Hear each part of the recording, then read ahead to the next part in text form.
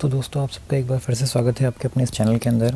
इस सीरीज़ में हम लोग पढ़ रहे हैं linear equation in two variable, दो चर वाले रैखिक समीकरण के बारे में। लास्ट लेक्चर में अब तक हम लोग ये सीख चुके हैं जी कैसे अगर हम लोग को दो चर वाले रैखिक समीकरण या लीनियर इक्वेशन टू वेरिएबल्स दिया हुआ हो तो उनका ग्राफ कैसे प्लॉट करना है, उनको ग्राफिकली कैसे उनका सिस्टम ऑफ इक्वेशन का सॉल्यूशन निकालना है।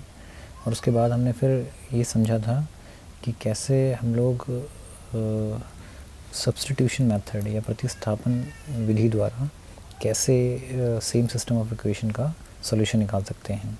ओके, एक मेथड और है सिस्टम ऑफ इक्वेशन का सॉल्व करने का, इसको बोलते हैं विलोपन विधि या इंग्लिश में बोले तो एलिमिनेशन मेथड। ओके,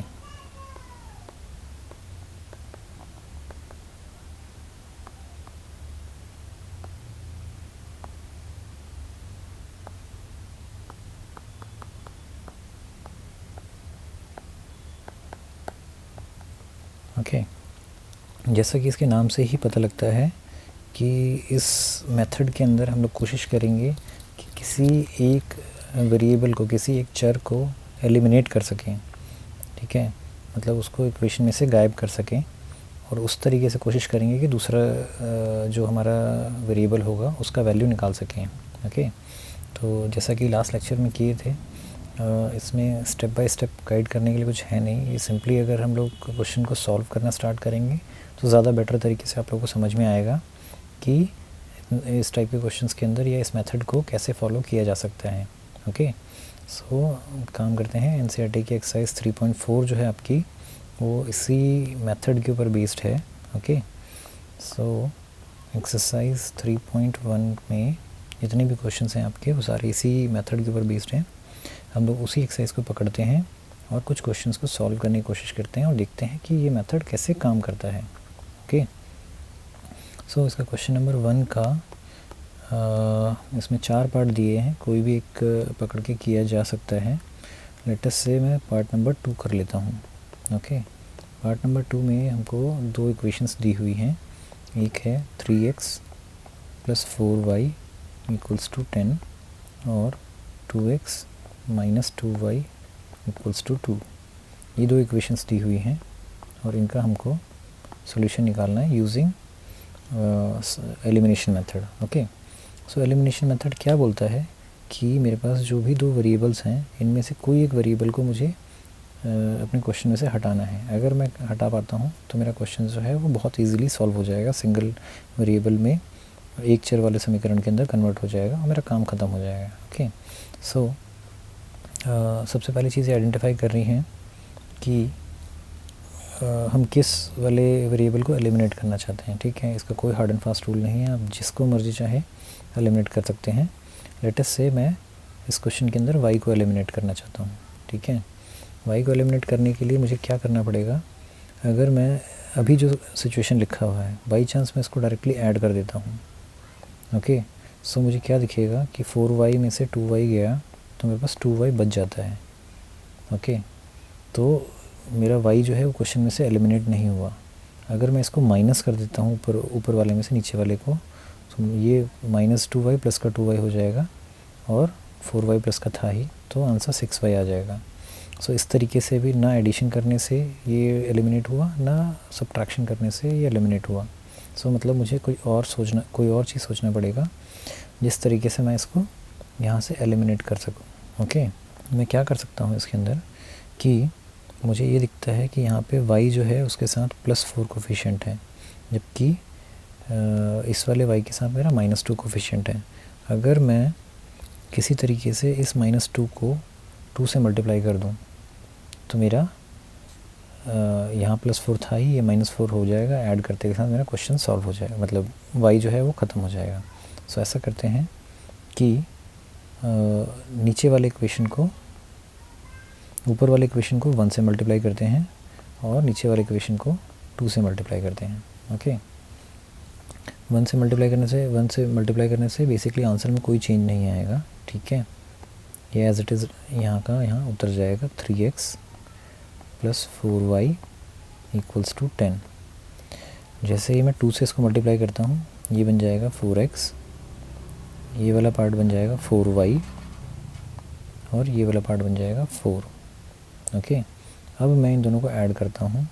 जैसे ही मैं ऐड करूँगा 4y से 4y कैंसिल हो जाएगा क्योंकि प्लस माइनस का है। 3x प्लस 4x जो है वो मिलके 7x बनाएंगे, और 10 और 4 मिल करके 14 बनाएंगे। सो आप देखेंगे कि इस मेथडोलॉजी से मैंने इस इक्वेशन में से y को गायब कर दिया है। अब ये इक्वेशन सिर्फ मेरा x का इक्वेशन बचता है, जिसको सॉल्व करना हमारे लिए बहुत आसान काम है। सिंपली यहाँ 7 मल्टीप्लाइड में है, 7 को दूसरी तरफ ले चलो तो वो डिवाइड में चला जाएगा। दिस विल बिकम 14/7, और इसको डिवाइड करते हैं, आंसर आ जाएगा 2। सो आपने देखा कि जैसे ही मैंने एक वेरिएबल को क्वेश्चन में से एलिमिनेट किया, वैसे ही मेरा क्वेश्चन अपने आप ही सॉल्व होता चला गया, दूसरे वेरिएबल का वैल्यू आसानी से निकल गया। ठीक है, अब मुझे y चाहिए। y निकालने के लिए मेरे पास बहुत सारे तरीके हैं। या तो मैं सेम प्रोसीजर दोबारा फॉलो कर लूँ कि भाई अभी मैंने पहले पार्ट में y को एलिमिनेट करने की कोशिश किया था, अब मैं x को एलिमिनेट करने की कोशिश कर देता हूँ और फिर मेरा आंसर निकल जाएगा। ठीक है, या दूसरा आसान तरीका है कि x का वैल्यू इन दोनों इक्वेशन में से किसी भी एक इक्वेशन के अंदर डाल दो। ओके, लेट अस से मैं इक्वेशन नंबर 2 के अंदर डालता हूँ x का वैल्यू। सो इक्वेशन नंबर 2 थी मेरी 2x माइनस 2y बराबर है 2। ओके, सो x का ये वैल्यू मैं यहाँ पर डाल देता हूँ। सो अगर आप देखेंगे क्वेश्चन मेरा कन्वर्ट हो जाएगा 2 into 2 minus 2y equals to 2। So 2 into 2 is 4 minus 2y equals to 2। अभी बिना y वाले को एक तरफ कर लेते हैं। ओके, ये यहाँ पे प्लस में था 4, दूसरी तरफ जा कर के माइनस हो जाएगा। सो यहाँ बचेगा minus 2y is 2 minus 4। So minus 2y is 2 में से 4 घटाया, आंसर आया माइनस 2। ओके, नाउ y के साथ माइनस 2 लगा हुआ है, यहाँ मल्टीप्लाइड है, सो इसको दूसरी तरफ ले चलते हैं। सो y का वैल्यू निकलेगा minus 2 divided with minus 2, answer आएगा 1। ओके, सो इस तरीके से हमने पहले x का वैल्यू निकाला, फिर हमने y का वैल्यू निकाला। आप चाहें तो इसी x के वैल्यू को इक्वेशन 2 की बजाय इक्वेशन 1 में डाल करके भी सॉल्व कर सकते थे, आंसर उस तरफ से भी आपका सेम ही आएगा। मेन जो इसके अंदर ट्रिक थी वो ये थी कि आपको एक वेरिएबल को कैसे एलिमिनेट करना है। ये क्वेश्चन थोड़ा ज़्यादा सिंपल था, इसमें डायरेक्टली आपका एक वैल्यू एलिमिनेट हो रही थी। ओके, कुछ और क्वेश्चन इसी लाइन में आगे करके देखते हैं, जो कि प्रोबेबली इससे थोड़े से कॉम्प्लिकेटेड होंगे, और देखते हैं कि मैं आप लोगों को ये थोड़ा चीज़ समझा पाता हूँ कि नहीं। ओके, सो इसी तरीके से क्वेश्चन नंबर 1 का पार्ट नंबर 4 देख लेते हैं। ओके, पार्ट नंबर 4 में एक इक्वेशन दिया है x/2 plus 2y/3 equals to -1। ये एक इक्वेशन दिया है। सो इस क्वेश्चन में बेसिकली हमको दो इक्वेशंस दी हुई हैं, इक्वेशन 1 और इक्वेशन नंबर 2। और बोला गया है कि इसको एलिमिनेशन मेथड से सॉल्व करना है और फिर x और y का वैल्यू कैलकुलेट करना है। ओके, तो पहली बात ये आपको इसको देख करके ये तो समझ में आ रहा है कि ये स्टैंडर्ड फॉर्मेट में इक्वेशन नहीं है। जिस तरीके से नॉर्मली हमको इक्वेशंस देखने की आदत है उस तरीके से नहीं है। ओके, सो पहले हमको इन दोनों इक्वेशन को उस फॉर्मेट में कन्वर्ट करना है, ताकि आगे चल करके कैलकुलेशन में एरर ना क्रिएट करें। ओके, सो क्या कर सकते हैं, पहले वाला इक्वेशन को पकड़ते हैं, x/2 plus 2y/3 equals to -1। Okay, so एक तरीका ये है कि डायरेक्टली जो नीचे है उससे पूरे इक्वेशन को मल्टीप्लाई करते चले जाइए। ठीक है, सो नीचे 2 भी दे रखा है, नीचे 3 भी आ रखा है। सो एक बार 2 से मल्टीप्लाई करेंगे, एक बार 3 से मल्टीप्लाई करेंगे, बेसिकली हमको 6 से मल्टीप्लाई करना है। ओके, सो एक काम करते हैं, 6 से पूरी इक्वेशन को मल्टीप्लाई कर देते हैं। सो 6 इंटू में x/2 प्लस 6 इंटू में 2y/3 इक्वल्स टू -1 इंटू में 6। ओके, अब इससे क्या होगा कि 2 से ये कैंसिल आउट हो जाएगा, 3 से ये कैंसिल आउट हो जाएगा, यहाँ पे बचेगा 3x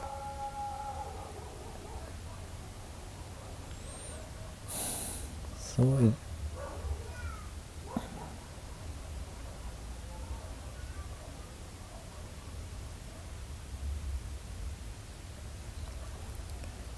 यहाँ पे बचेगा मेरे पास 3x, यहाँ पे बचेगा मेरे पास 4y और यहाँ पे बचेगा मेरे पास माइनस का 6। सो मेरा इक्वेशन 1 जो थी वो बेसिकली ये स्टैंडर्ड फॉर्मेट में कन्वर्ट हो गई, मानते हैं इसको इक्वेशन नंबर 3। ओके, ऐसे ही अभी इक्वेशन नंबर 2 की अगर बात करें, सो इक्वेशन नंबर 2 मेरा बोलता है x minus y upon 3 is equal to 3। अब यहाँ अगर देखें तो बटे में एक चीज़ है 3, सो मैं 3 से इस पूरी इक्वेशन को मल्टीप्लाई कर देता हूँ। सो अगर x को मल्टीप्लाई करेंगे so 3 into x minus 3 into में y upon 3 equals to 3 into में 3। सो इस वाले 3 से ये वाला 3 कैंसिल आउट हो जाएगा। ओके, यहाँ पर बचेगा 3x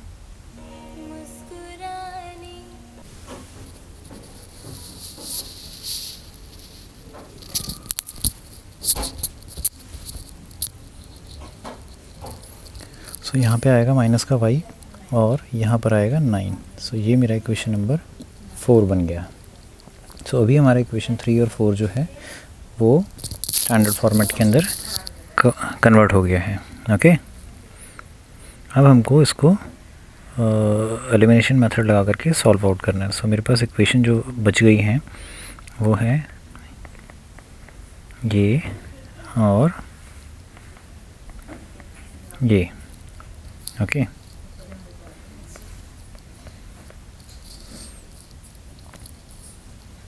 अभी इन इक्वेशन को सॉल्व करने अगर जाते हैं तो आपको थोड़ा भी ध्यान से देखेंगे तो उसको समझ में आ जाएगा कि ये दोनों बराबर ही हैं। सिंपली मैं अगर दोनों इक्वेशंस को माइनस कर दूं तो मेरा काम ख़त्म हो जाता है। ओके, मैंने जैसे ही माइनस करने की कोशिश किया, ये माइनस, ये प्लस बन जाएगा, ये माइनस हो जाएगा, ये कैंसिल आउट।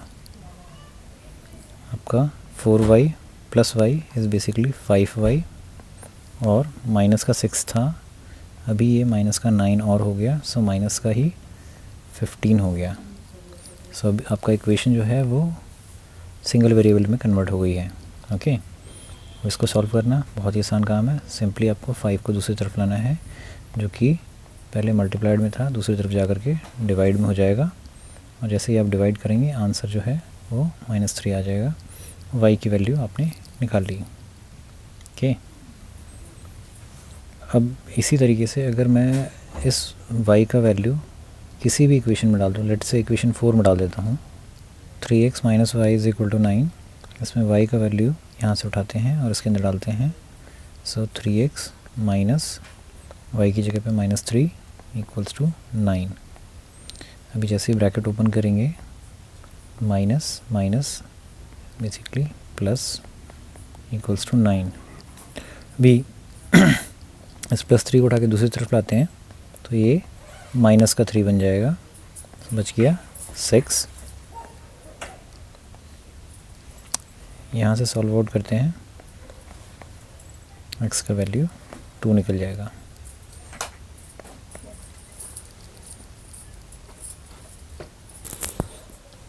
तो दोस्तों इसी सीरीज़ में आगे बढ़ते हुए एक क्वेश्चन और सॉल्व करने की कोशिश करते हैं। ये आपकी आंसर डे की एक्सरसाइज 3.4 का क्वेश्चन नंबर 2 है। क्वेश्चन नंबर 2 के अंदर आपको टोटल 5 पार्ट्स दिए हुए हैं। क्वेश्चन बोलता है कि पहले आपको वर्ड प्रॉब्लम्स दिया हुआ है, मतलब कोई क्वेश्चन जो है वो वर्ड की फॉर्म में दिया हुआ है, आपको उस वर्ड प्रॉब्लम को पहले इक्वेशंस की फॉर्म में कन्वर्ट करना है, और फिर अगर उसका सॉल्यूशन एग्जिस्ट करता है तो एलिमिनेशन मेथड यूज़ करते हुए वो सॉल्यूशन को फाइंड आउट करना है। ओके, तो रैंडमली कोई भी एक क्वेश्चन पिक करते हैं। ओके, लेट अस से पार्ट नंबर 2 इसका पिक करते हैं। ओके, पार्ट नंबर 2 में बोलता है 5 साल पहले नूरी जो है वो सोनू से 3 गुना बड़ी थी। ओके, तो पहला सिचुएशन इसने दे दिया 5 साल पहले का। ओके, अभी बोलते 5 साल पहले नूरी का जो एज था वो 3 गुना था सोनू का एज का। ओके, दूसरा सिचुएशन इसने दिया कि 10 साल बाद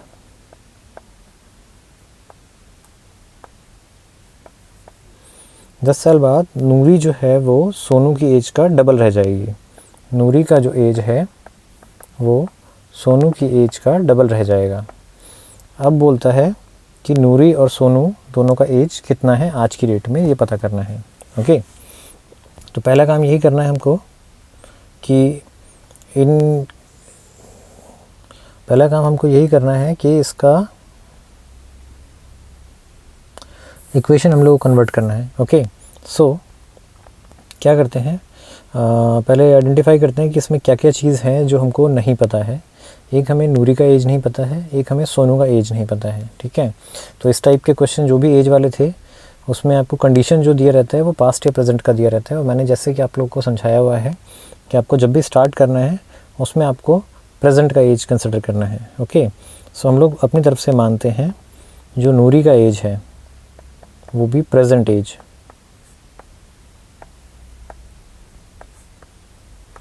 आज का जो एज है उसको मैं x मान लेता हूँ। ऐसे ही मैं सोनू का जो प्रेजेंट एज है इसको मैं y मान लेता हूँ। ओके, अभी सिचुएशन 1 पकड़ते हैं। ये मेरा सिचुएशन 1 है और ये मेरा सिचुएशन नंबर 2 है। ओके, सो सिचुएशन 1 अगर मैं पकड़ता हूँ, इसमें हमें उसने 5 साल पहले की चीज़ें पूछी हैं। सो अगर आज की डेट में मान लेते हैं कि मेरा एज 40 साल है, तो 5 साल पहले मेरा एज 35 साल रहा होगा। कैसे निकाला? सिंपली मैंने आज की एज में से 5 साल माइनस कर दिया। तो वैसे ही अगर नूरी का एज आज x ईयर्स है, सो 5 साल पहले नूरी का जो एज है वो इस x में से 5 साल माइनस हो जाएगा। सिमिलरली 5 साल पहले अगर मैं सोनू का एज लिखना चाहूँ तो वो मेरा इस एज में से 5 साल माइनस हो जाएगा। अभी 5 साल के लिए उसने सिचुएशन हमको दिया है कि जो भी नूरी का एज था वो सोनू की एज का ट्रिपल था, यानी कि नूरी की जो एज है वो ये है, ये सोनू की एज ये है, इससे ट्रिपल थी। So according to the question के हिसाब से जो नूरी का एज है वो 3 गुना था सोनू का एज से। ओके, नूरी का एज 5 साल पहले x-5 था, सोनू का एज y-5 था। y-5 का 3 गुना नूरी का एज है। इस इक्वेशन को सॉल्व कर लेते हैं थोड़ा सा। ब्रैकेट ओपन करते हैं। 3 into y is 3y, 3 into 5 is 15। अब अननोन नंबर्स को एक तरफ ले चलते हैं, नोन नंबर्स को दूसरी तरफ ले चलते हैं। सो ये प्लस का 3y इधर आकर के माइनस का 3y बन जाएगा और ये माइनस का 5 जो है दूसरी तरफ जाकर के प्लस का 5 बन जाएगा। सो मेरा इक्वेशन बन गई x माइनस 3y इज़ -10। ये इक्वेशन नंबर मेरा 1 बन गई। ओके, यहाँ पे मेरा सिचुएशन 1 ख़त्म हो जाता है। अब बात करते हैं सिचुएशन नंबर 2 के बारे में। सिचुएशन 2 में जो हमारी बात हो रही थी वो 10 साल बाद की बात हो रही है। ओके, सो अगर मैं 10 साल बाद बोलूँ, 10 ईयर्स लेटर, नूरी का एज बोलूँ, नूरी का आज का जो एज है वो x है, तो आज से 10 साल बाद उसका एज x + 10 ईयर्स हो जाएगा। सिंपल है। अगर आज मेरी एज 40 साल है तो 10 साल बाद 50 साल हो जाएगी। कैसे आया? मैंने 40 में सिंपली 10 ऐड किया। वैसे ही नूरी का एज x है तो उसमें मैंने 10 साल ऐड कर दिया, 10 साल बाद की एज निकल जाएगी। ओके, ऐसे ही सिमिलरली 10 साल बाद सोनू का जो एज है वो आज y है, 10 साल बाद y + 10 हो जाएगा।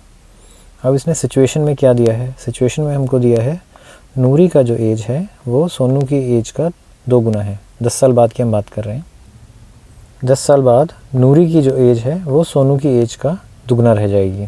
ओके, सो नूरी का एज यानी कि ये है,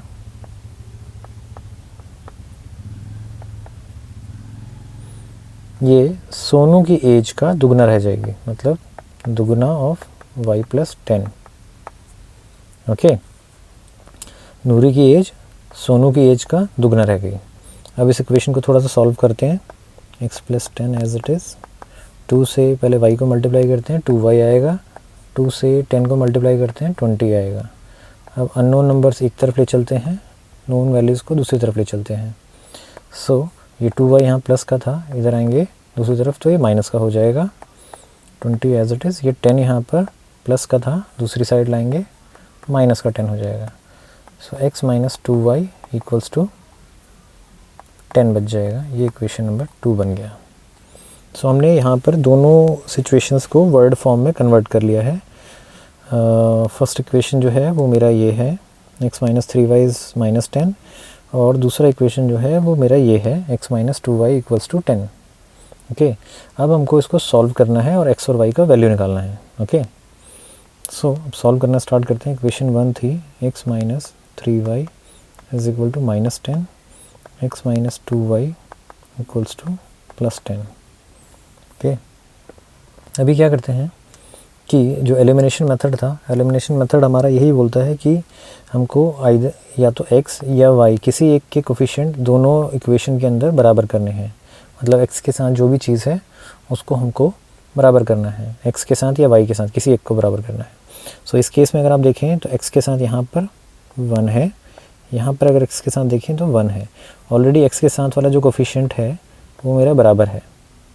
ठीक है, तो मुझे अलग से कोई मॉडिफिकेशन इस क्वेश्चन में करने का ज़रूरत नहीं है। सिंपली मुझे ऊपर वाले में से नीचे वाला इक्वेशन माइनस कर देना है। ठीक है, सो ये मेरा माइनस हो जाएगा, ये ऑलरेडी मेरा माइनस था y वाला, तो ये मेरा प्लस हो जाएगा, और ये 10 यहाँ मेरा माइनस का प्लस का था, तो यहाँ आकर के माइनस हो जाएगा। अभी 1x में से 1x घटाते हैं, सो यहाँ पे 0 बच गया, x कैंसिल आउट हो गया। अभी ये माइनस का 3y है और ये प्लस का 2y है, माइनस का 3y प्लस का 2y। सो डिफरेंस जो है वो 1 का डिफरेंस आ गया, 1 y का, और क्योंकि माइनस की संख्या बड़ी है सो माइनस का 1 y आ जाएगा। सो इफेक्टिवली आंसर आया माइनस का y। यहाँ पर अगर देखेंगे ये माइनस का 10 था, ये भी माइनस का 10 है, सो माइनस का 10 और माइनस का 10, ये बेसिकली माइनस का 20 हो गया। सो ये आ गया, दोनों साइड माइनस आ रहा है, सो माइनस से minus cancel out, y is equal to 20 बच जाता है।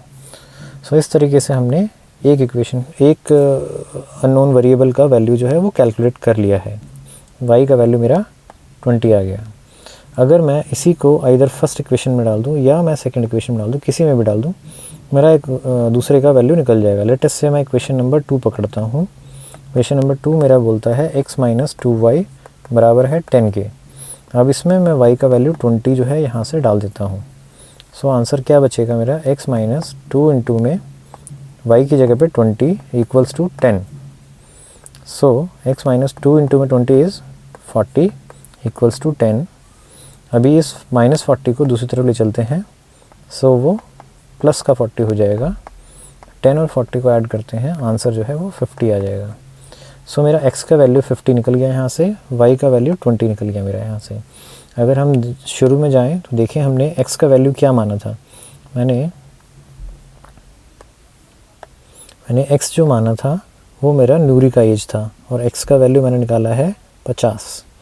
सो नूरी का जो प्रेजेंट एज है वो 50 है, और y जो मैंने माना था वो मैंने सोनू का प्रेजेंट एज माना था, y का वैल्यू मैंने निकाला है 20। सो नूरी का जो आज का एज है वो 50 है, और सोनू का जो आज का एज है वो 20 है। इस तरीके से ये क्वेश्चन सॉल्व आउट हो जाता है। ओके, अगर आपको इसका चेक केस पकड़ना है, ओके, आपने सॉल्व सब कुछ कर लिया है, अगर आपको रफ में चेक करना है कि मेरा आंसर सही आया है या गलत आया है, तो हमने जो भी इसमें कंडीशन दी हुई थी, कोई सी एक कंडीशन पकड़ लेते हैं। लेट से फर्स्ट वाला कंडीशन पकड़ते हैं 5 साल पहले का। ठीक है, अगर आज की डेट में किसी का एज 50 है और किसी का एज 20 है, तो 5 साल पहले अगर देखेंगे इसका एज 45 हो जाएगा, इसका एज जो है वो 15 हो जाएगा। ओके, अगर आप देखें तो 5 साल पहले ये जो एज है ये इस वाली एज का 3 गुना है। ओके, और क्वेश्चन के अंदर अगर आप ध्यान से देखें तो यही हमको बोला गया था कि नूरी का एज जो है वो सोनू की एज का 3 गुना है। ऐसे ही अगर हम दूसरा वाला चेक केस पकड़ लें, ये वाला 10 साल बाद वाला, तो अगर 10 साल बाद वाला केस पकड़ते हैं तो जिसका एज आज 50 साल है, 10 साल बाद उसका एज 60 हो जाएगा, और जिसका एज आज 20 साल है उसका एज 10 साल बाद 30 हो जाएगा। सो आप देखेंगे कि ये एज जो है वो ये वाला एज इस वाली एज का डबल रह गया है। यही हमको सेकंड चेक केस में बोला गया था कि 10 साल बाद जो है नूरी का एज सोनू की एज का 2 गुना रह जाती है। ओके, तो इस तरीके से आपका ये क्वेश्चन सॉल्व भी हो गया और आपने क्वेश्चन को चेक भी कर लिया। उम्मीद है आप लोगों को समझ में आया होगा कि एलिमिनेशन मेथड को कैसे यूज़ करना है। सिंपली आपको किसी एक वेरिएबल के जो कोफिशिएंट्स हैं, जो भी इनके साथ नंबर्स लिखे हुए हैं, उनको आपस में इक्वलाइज़ करना है। इस केस में x का वैल्यू ऑलरेडी इक्वलाइज था। ओके, तो इस केस में आसान बन गया। अदरवाइज़ अगर दोनों के कोफिशिएंट इक्वल नहीं होते तो फिर आपको थोड़ा सा किसी कॉमन फैक्टर से मल्टीप्लाई करके फिर आपस में इक्वेट करना पड़ता। होपफुली आप लोगों को समझ में आया होगा कि कैसे वर्ड प्रॉब्लम्स को इक्वेशन में कन्वर्ट करना है और उसको फिर एलिमिनेशन मेथड से सॉल्व आउट करना है। तो दोस्तों इसी सीरीज़ में आगे बढ़ते हुए एक आखिरी क्वेश्चन और करने की कोशिश करते हैं इस एक्सरसाइज का। ये है आपकी एनसीईआरटी की एक्सरसाइज नंबर 3.4 का क्वेश्चन नंबर 2 का लेट अस से 4th पार्ट पकड़ लेते हैं। ओके, इस पार्ट के अंदर क्वेश्चन बोलता है कि मीना जो है वो बैंक जाती है 2000 रुपये निकालने के लिए। ओके, सो टोटल जो रुपए निकालने हैं मीना को वो बेसिकली 2000 रुपये निकालने हैं। ओके, उसने कैशियर को बोला कि उसको सिर्फ 50 रुपये के नोट चाहिए और सिर्फ 100 रुपये के नोट चाहिए। ठीक है, अब क्वेश्चन आगे बोलता है कि मीना को टोटल मिला करके 25 नोट मिले।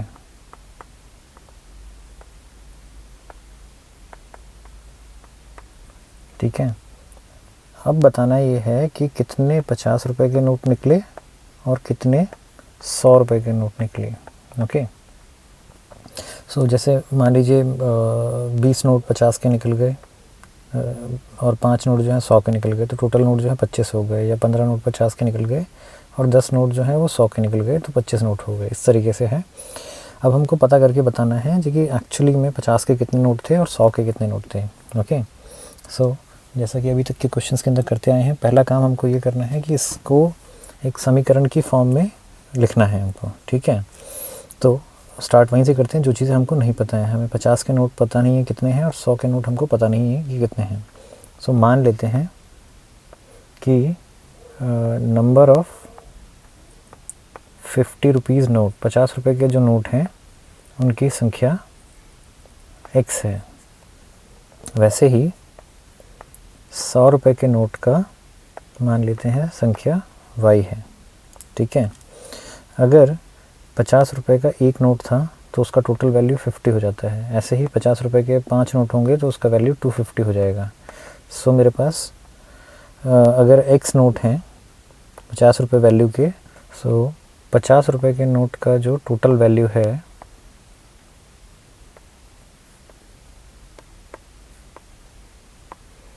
This will become 50 into x note. Okay, उसी तरीके से 100 रुपये के जो नोट हैं उनका जो टोटल वैल्यू है वो 100y हो जाएगा। ओके, अभी क्वेश्चन में हमको उसने दिया हुआ था ऑलरेडी कि मेरे को टोटल जो है 2000 रुपये ही निकालने हैं। तो चाहे 50 रुपये का टोटल जितना मर्जी आए, 100 रुपये का जितना मर्जी आए, दोनों का मिला के जो टोटल आएगा वो 2000 रुपये होना चाहिए। सो क्वेश्चन के हिसाब से हमको 50 रुपये के नोटों का टोटल वैल्यू जमा 100 रुपये के नोटों का टोटल वैल्यू बराबर था हमारा 2000 रुपये।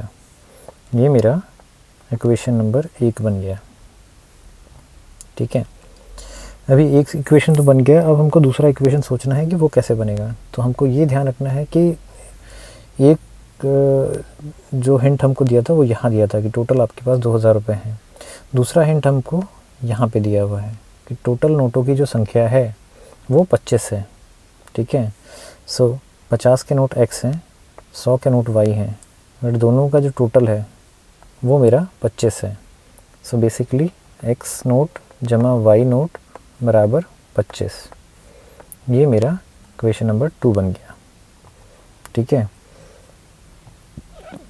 अब आपके पास डायरेक्टली अब यहाँ से आपको एलिमिनेशन मेथड लगाना है और ये चीज़ें सॉल्व होना स्टार्ट हो जाएंगी। एलिमिनेट करने के लिए आपके पास तरीका है कि आप आइदर x का वैल्यू जो है वो बराबर कर लीजिए या y वाला जो वैल्यू है वो बराबर कर लीजिए, आपकी मर्ज़ी है। मानते हैं कि हम x का वैल्यू बराबर करने की कोशिश करते हैं।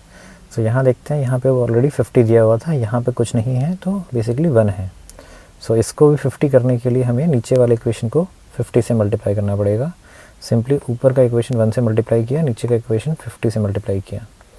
सो हमारा जो क्वेश्चन है वो चेंज हो गया, 50x प्लस 100y इज़ 2000 और नीचे 50 से मल्टीप्लाई करते गए, this is 50x plus 50y equals to 1250।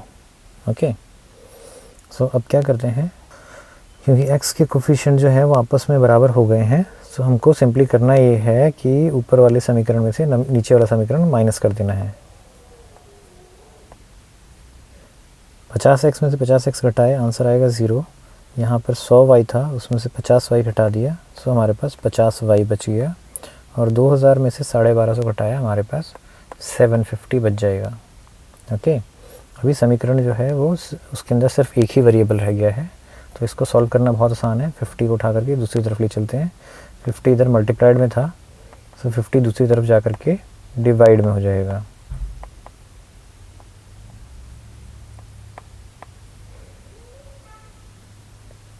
So basically y का वैल्यू आपका निकला 15। ओके, अब इस 15 को मैं इधर इक्वेशन 1 या 2 दोनों में से किसी में डाल सकता हूँ। आंसर मेरा x का वैल्यू निकल जाएगा यहाँ से।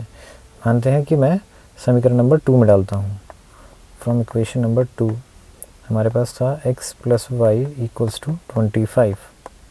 सो अब मेरा y का वैल्यू जो है वो 15 है। सो मैं ये वैल्यू उठा के यहाँ डाल देता हूँ, x प्लस 15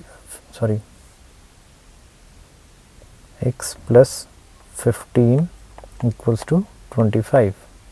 सो इस 15 को उठा के दूसरी तरफ ले चलते हैं। 15 लेफ़्ट साइड पे प्लस का था, राइट साइड पे जाते ही माइनस का हो जाएगा, और जब आप माइनस करते हैं आंसर आता है आपका 10। सो इससे हमको ये दिखता है कि x का वैल्यू 10 निकला, y का वैल्यू 15 निकला। और x और y हमने क्या माना था, x जो हमने माना था वो बेसिकली 50 रुपये के नोट निकाले थे। x का वैल्यू 10 निकला, y का वैल्यू 100 है, y का वैल्यू 15 है। तो बेसिकली 100 रुपये के 15 नोट निकल रहे हैं और 50 रुपये के मेरे पास 10 नोट निकल रहे हैं।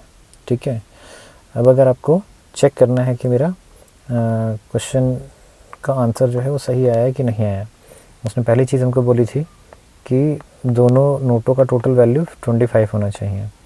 सो फर्स्ट चेक जो है मेरा, x का वैल्यू 10 आया, y का वैल्यू 15 आया, दोनों को ऐड कर दिया, आंसर 25 आ गया। तो एक चेक तो मेरा कंप्लीट हो गया। अभी सेकंड चेक करते हैं। सेकंड चेक में उसने बोला था कि 50 रुपये के टोटल नोट्स का वैल्यू और 100 रुपये के टोटल नोट्स का वैल्यू जो है वो 2000 से ज़्यादा नहीं होना चाहिए। अब यहाँ पे मैं x का वैल्यू 10 डाल देता हूँ, y का वैल्यू मैं 15 डाल देता हूँ। 50 इंटू 10 प्लस 100 इंटू 15, अब 50 इंटू 10 करते हैं 500 होता है, 100 इंटू 15 करते हैं 1500 हो जाता है। दोनों को ऐड कर देते हैं, आंसर आ जाता है 2000। और यही हमारा आंसर था यहाँ पर बेसिकली। सो हमारा फर्स्ट चेक भी क्वालिफाई हो गया, सेकंड चेक भी क्वालिफाई हो गया। इससे ये पता लगता है कि जो हमने आंसर्स निकाले थे दोनों हमारे करेक्ट थे। ओके, सो विद दिस आपका ये पार्ट, एलिमिनेशन मेथड वाला जो पार्ट है, ये बेसिकली ख़त्म होता है। उम्मीद है मैं आप लोगों को समझा पाने में कामयाब रहा हूँगा कि इस टाइप के क्वेश्चंस को कैसे अटेम्प्ट करना है, इस टाइप के किस तरीके से हम एलिमिनेशन मेथड का यूज़ करते हुए सिस्टम ऑफ लीनियर इक्वेशंस को या दो चर वाले रैखिक समीकरणों को हल कर पाते हैं। ओके, नेक्स्ट लेक्चर के अंदर कोशिश करेंगे एक और मेथड, जो आखिरी मेथड बच गया है इस एक्सरसाइज का, उसको समझने की और उसके ऊपर बेस्ड क्वेश्चंस को करने की। Till then keep enjoying, keep learning, bye bye.